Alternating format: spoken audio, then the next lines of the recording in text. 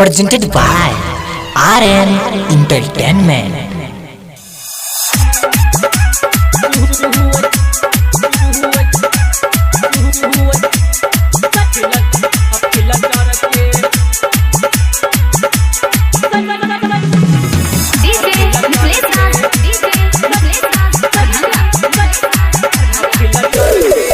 केकरा से छतिया सटलही आ ककरा लंग रतिया बितलही अबन के लब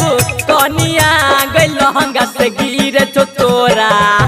गलहंगा से गिर चोतोरा आ फिल्टर के पनिया घघरी से गिर चोतोरा आ फिल्टर के पनिया गलहंगा से गिर चोतोरा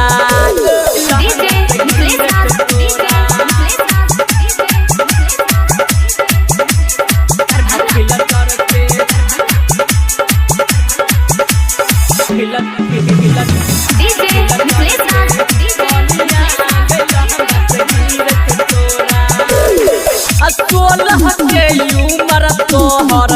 करले लही ना सगे छौरा लंग जाके गे गनिया तू से लही रस गे सोलह के उमर तोहर कोइले ले ना सगे छौरा लंग जाके गे गनिया तू से लत रस गे सबटा के मतिया हिले लही सबटा के मतिया हिले लही अबन के रंग रसिया घघरी से चूह चोरा गलहंगा से गिर चोतोरा आ फिल्टर के पनिया गलहंगा से गिर चोतोरा आ झरना के पनिया गलहंगा से गिर चोतोरा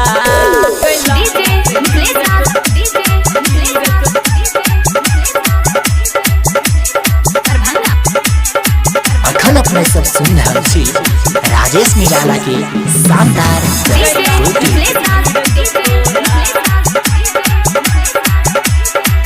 अखतबा के रबिल सरला तोरले मचान गे हराई टोर बीजे कहो डोलैया मान गे अखतबा के रबिल सरला तोरले मचान गे हराई टोर बीजैया कहो डोले ले मान गे राधे रुस्तम के छौरी राधे रुस्तम के छौरी रखले जरिया घघरी से टपक चोतोरा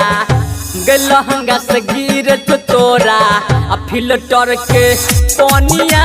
घघरी से गिर चोतोरा आ फिल्टर के पनिया